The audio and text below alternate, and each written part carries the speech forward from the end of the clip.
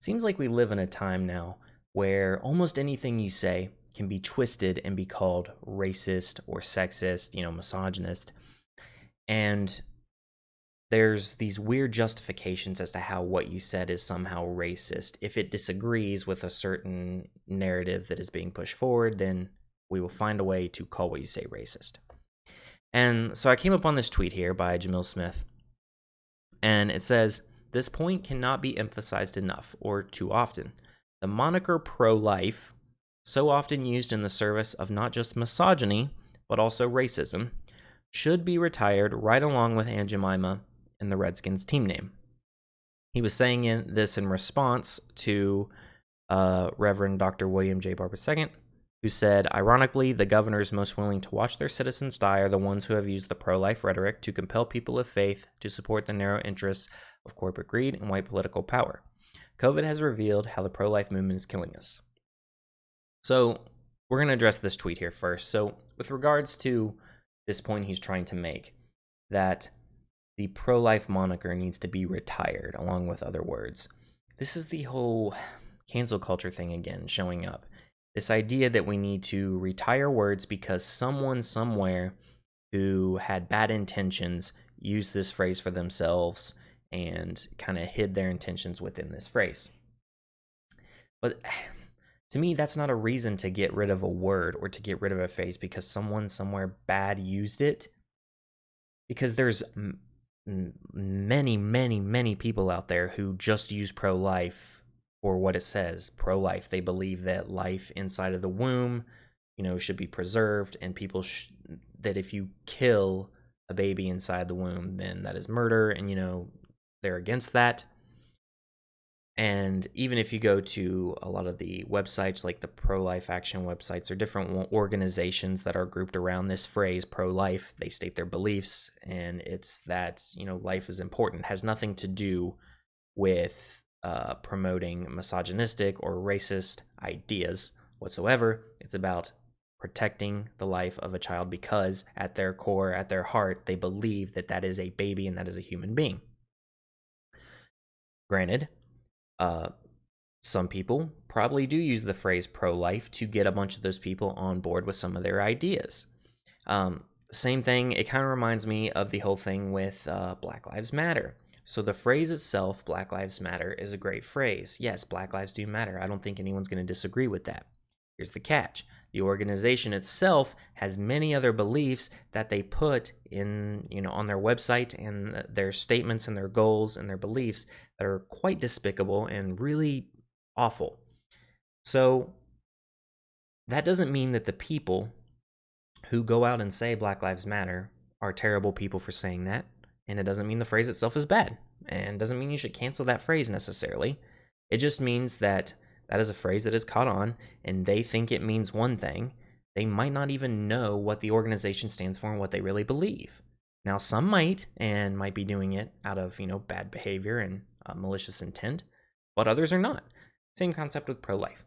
You don't need to completely cancel the phrase pro-life because some dude somewhere was trying to push a certain agenda and hit it within the pro-life by using a pro-life idea, wherever it may be. So his argument there is just a little ridiculous on this whole canceling of the term pro-life. But what was interesting was I decided to follow up on what he was retweeting here.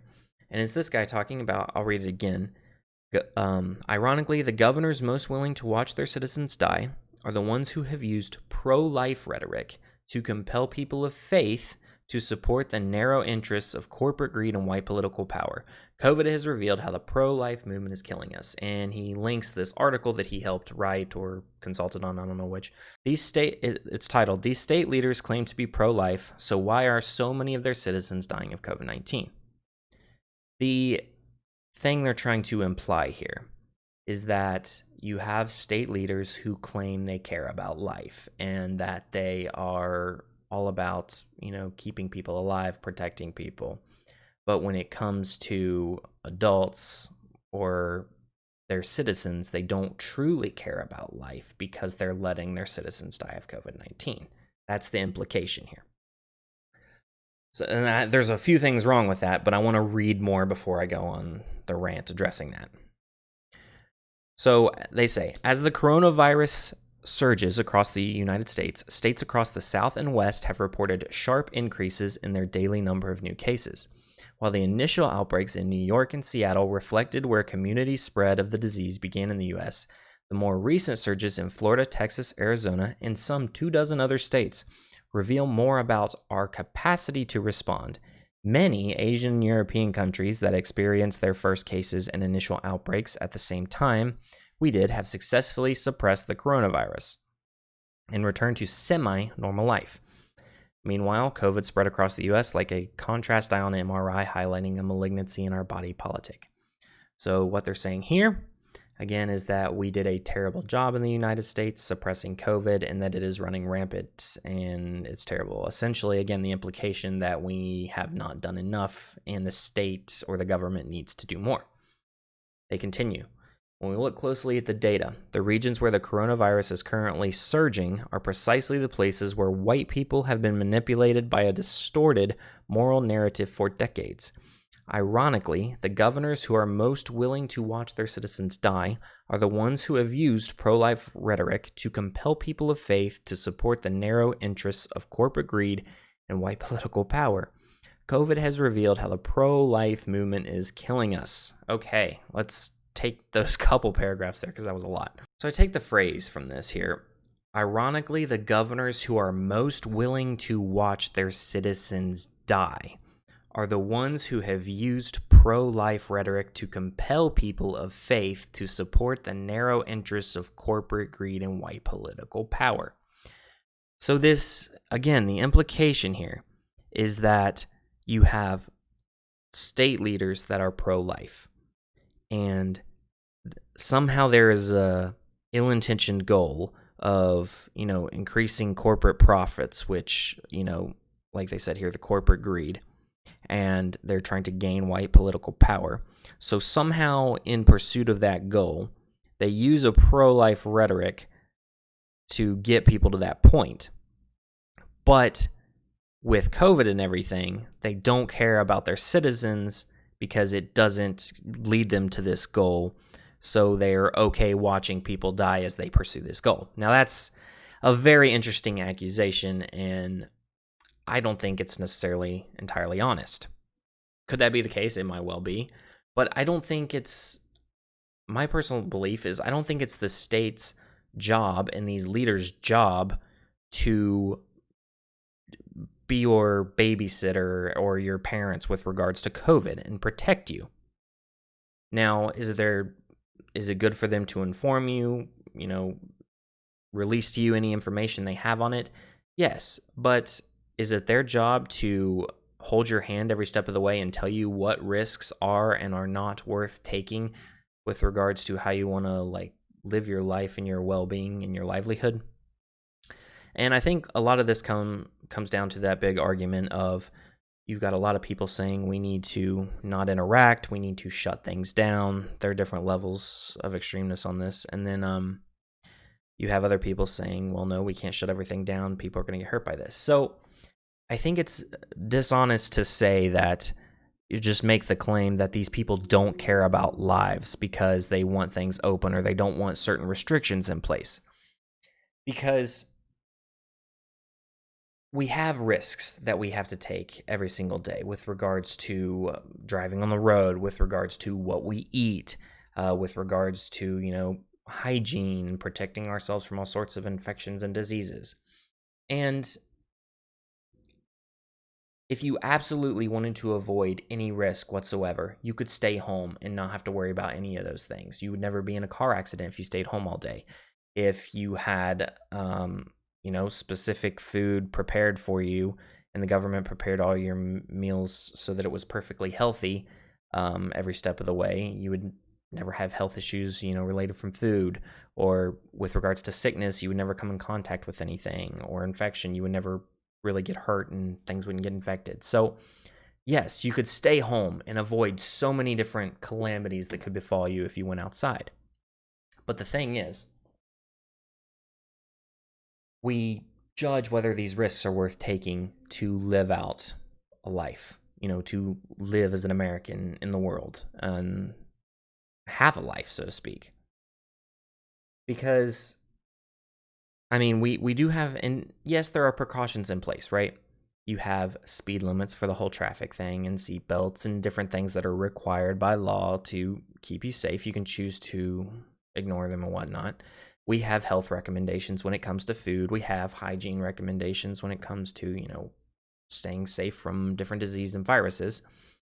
And so you can maybe make that argument with regards to people saying to wear masks or not to wear masks. That's another discussion to have.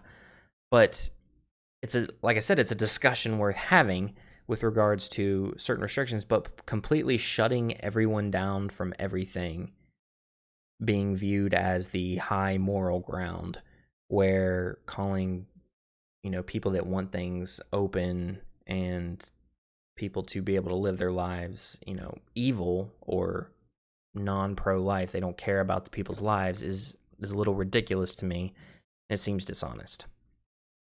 They go on in this article to talk about how, in the 70s, they basically to hijacked or used the term pro-life to, defend from women's rights and civil rights and basically boost corporate profits and prevent change, stuff like that. We go down to here where they talk about the distorted moral narrative of Christian nationalism has allowed political leadership to claim to be pro-life for decades, even as they undermined the social safety net and public goods that protect and sustain life. Many of these same states refused to expand Medicaid under the Affordable Care Act, denying access to health care to hundreds of thousands of their citizens, and because funding for rural hospitals was tied to Medicaid expansion or the ACA. This led to the closure of scores of hospitals in rural communities across the South and Midwest. In a small town near eastern North Carolina, I met a white man who lost his life in 2014 after our state refused to expand Medicaid. Okay, so this is another argument here, and it seems like they layer all these same arguments on top of each other. You always have to tie race into it. You have to tie sexism into it. They always bring in, it seems like, some form of discrimination when it comes to healthcare. They'll talk about unfairness between different classes, the wealthy and the poor. And here's where they bring in the, healthcare argument that people, so again, attacking people for being pro-life, but claiming that they actually don't care about life because they don't support socialized medicine or, government healthcare. And again, it's, I think, a dishonest argument because, like, with regards to some of these leaders, and especially if some people are Christians in this group, it's not the government's job to provide the healthcare, to, provide these services. It's on people, right? So it's interesting that a lot of people think that healthcare is a human right because, rights aren't something, in the way I think at least, that you can force someone else to do or perform. And with this argument for healthcare and stuff like this, it's this idea that people, deserve this healthcare. Now, I do think it is good I think it is nice if everyone can have healthcare and everyone, if they get sick or whatever, can be helped out. But I don't think it's on the job of the government, and it should be expected of the government. I think that is on, citizens, individual, private people, or organizations that want to take up this cause and do it. You should have the freedom to help people if you choose, but you also should not be forced to. You did not fill so-and-so over here with butter and salt for 50 years and force them not to exercise, and then one day when they get really sick and are in need of medical care and, didn't want to pay into it before or whatever it may be, they decide not to take care of themselves because they knew the government was going to take care of it. It seems like a really messed up system. So again, it's just the way this article is really bugs me. It's trying to frame this idea that people who don't support socialized medicine are anti-life and anti-people. And that is not the case. It's just we believe that responsibility for these things falls in different aspects of our lives. We don't believe it falls to the government. It falls to the individual, and it falls to different charitable organizations that want to help people out with these problems. And it at least puts responsibility on people to actually try and, maintain their health and do the best they can.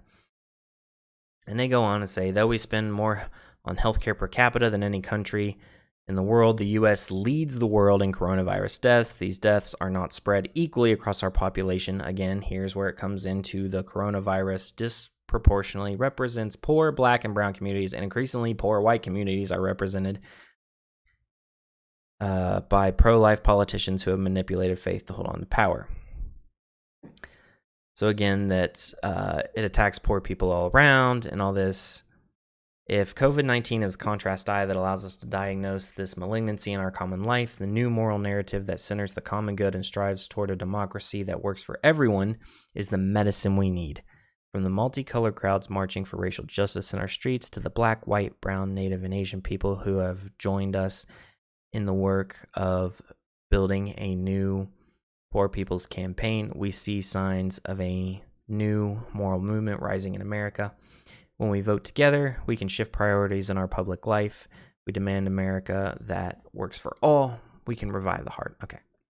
First, one thing that kind of bugs me, and I don't know if anyone wants to maybe comment why, but I am still to this day confused why when we list, I guess where people's heritage appears to be from and what people look like, when we can use the terms Black, white, and brown, but then when we get to the other two there, we have to say Native and Asian. How come sometimes we refer to color and then we refer to a continent, but then when we refer to like Native as like, I guess people think I'm just really confused on the terms and why we use those terms, but that's a side note. Anyway, that the gist of this article, was to basically accuse people who are pro-life in positions of power of actually being anti-life, and this idea and concept that pro-life is bad and frames pro-life in a bad way. And I just like to speak out against these things because that is not necessarily the case. Could a person that, fits the exact description of what they're talking about with all those motivations exist out there? He very well could, or she very well could, or whatever. That person could exist. But what I'm trying to say is that they're framing this like all these pro-life people out there, these pro-life leaders and all these positions don't really care about life. They don't care about people. They're, anti-people, and you must believe in this set of policies and this set of ideals, or you are anti-people, you are anti-life. And that is not the case. There are good arguments to be made for a lot of the things that this article is disagreeing with, like the healthcare system with regards to what we do in response to COVID-19. And I hate when people frame things in a way that make it look like there's one and only option and you've got to fall in line over here with us, and this is the way it is. If you're not, you're anti-life, you're racist, you're misogynist, you're sexist, you're the devil. And it kills me. It's so annoying. But I just saw that and wanted to make some comments on it. It's typical. They'll find a topic to talk about and they layer everything on top of one another. It's always the racism, basically anything that pushes each of these narratives push the other forward, and you got to let one shine and let all the others boost it up because it's the same thing over and over. It's always pushing for the same goal. And like I said, I think it was just ridiculous. But that is all we have on that subject for today's segment. I thank you all for tuning in. If you liked this video, make sure to leave a like. Helps with the algorithms and whatnot. If you subscribe, you'll be notified every time I do a segment, and you can get more videos. If you have any more comments or things you noticed or things you've seen like this, feel free to leave a comment in the description. Other than that, we will see you next time. You guys have a good one.